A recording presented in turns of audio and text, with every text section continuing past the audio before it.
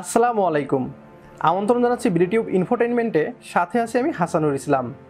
স্বাধীনতা সংগ্রামের সময় থেকে বাংলাদেশ ও ভারতের মাঝে বন্ধুত্ব বিদ্যমান। বিভিন্ন ক্ষেত্রে ভারত ও বাংলাদেশ একে অপরের উপর নির্ভরশীল। স্বাধীনতা সংগ্রামে ভারতের সহযোগিতার কথা অস্বীকার করার কোনো উপায় নেই। কিন্তু বর্তমান ভারত সরকার বাংলাদেশ থেকে সুবিধা নেয় বেশি আর দেয় কম।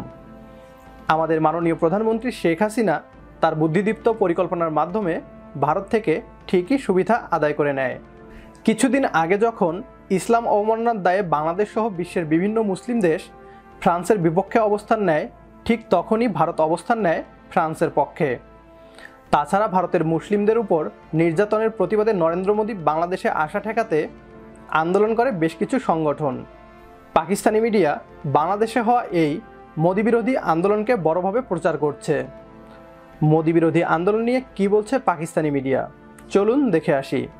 ভিডিওটি অবশ্যই শেষ পর্যন্ত দেখবেন, কেননা ভিডিও শেষে আমরা আলোচনা করব নরেন্দ্র মোদীর বাংলাদেশে আসা ঠিক হবে কি না।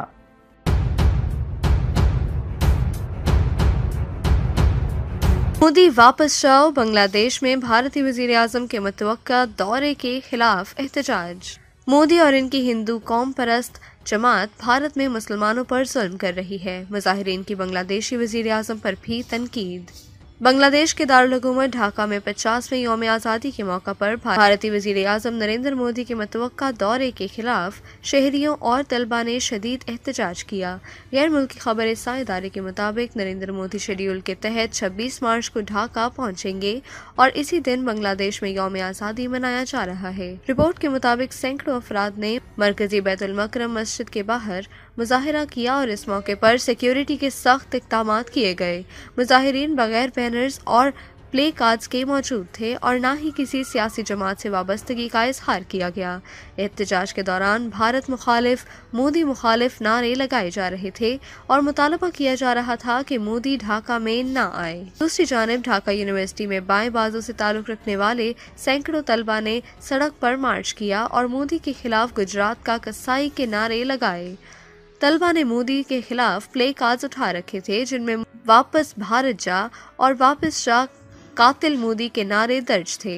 याद रहे कि भारत की रियासत गुजरात में जब 2002 में हिंदू मुस्लिम फसादात हुए थे तो नरेंद्र मोदी इस वक्त मगरबी रियासत के वजीर आला थे, जहां इस दौरान 1000 से जायद अफराद लुक़्माए अजल बने थे। बांग्लादेश में मुजाहिरीन ने वजीर आजम शेख हसीना वाजिद को भी तनकीद का निशाना बनाया और कहा कि दोनों ममालिक के दरमियान कई हल तलब तनाज़ात हैं।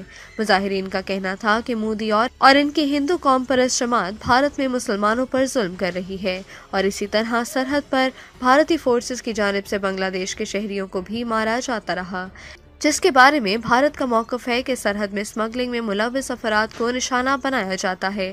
ढाका की बैतुल मकरम मस्जिद के सामने मुजाहिरे में शामिल हुसैन मोहम्मद अनवर का कहना था कि भारत की हामी हसीना हुकूमत ने मोदी को दावत दी है और हम यहाँ इसके खिलाफ एहतजाज करने के लिए मौजूद हैं। ভারত বাংলাদেশকে 1971 সালের মহান মুক্তিযুদ্ধের সময় সাহায্য করেছিল। এই সাহায্যের ব্যাখ্যা হয়তো অনেকেই অনেকভাবে দিবেন, কিন্তু বাংলাদেশ থেকে যাওয়া 1 কোটি শরণার্থীকে যে ভারত থাকতে দিয়েছে সেটাও অনেক বড় সাহায্য। অতীতে ভারত বাংলাদেশকে সাহায্য করলেও বর্তমানে ভারত বাংলাদেশকে দমিয়ে রাখার চেষ্টা করে। বাংলাদেশের সাথে ভালো সম্পর্কের কথা বলে ঠিকই, কিন্তু বাংলাদেশের প্রাপ্য পাওনা ভারত বাংলাদেশকে দেয় না। বাংলাদেশ যদি ভারতের সাথে সম্পর্ক খারাপ করে তাহলে বাংলাদেশের যে অধিকারগুলো পাওয়ার কথা তা কখনোই পাবে না। বর্তমানে মাননীয় প্রধানমন্ত্রী শেখ হাসিনা ভারতের সাথে ভালো সম্পর্ক রেখেই ভারত থেকে নানা সুবিধা আদায় করার চেষ্টা করছে। যেগুলো ভারত থেকে কোনোভাবেই আদায় করা সম্ভব নয় সেগুলো চীনের মাধ্যমে সম্পন্ন করছে। বর্তমানে বাংলাদেশ নিজেকে এমনভাবে তৈরি করছে যেন ভারতের নর্থ ইস্ট রাজ্যগুলো আমদানি রপ্তানির ক্ষেত্রে বাংলাদেশের উপর নির্ভর করে। অনেক ভারতীয় কোম্পানি বাংলাদেশে বিনিয়োগ করছে যেন পণ্যগুলো পুনরায় ভারতের বাজারে বিক্রি করা যায়। আমাদের ভুলে গেলে চলবে না, ভারতের বিশাল বাজার আমাদের জন্য অনেক বড় সুযোগ।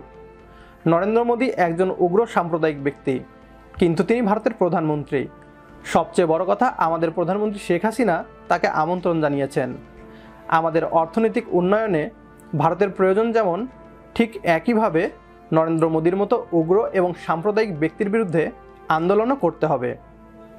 বাংলাদেশে মোদি বিরোধী আন্দোলনের পরেও নরেন্দ্র মোদির বাংলাদেশে আসা ঠিক হবে কিনা কমেন্ট করে জানিয়ে দিন।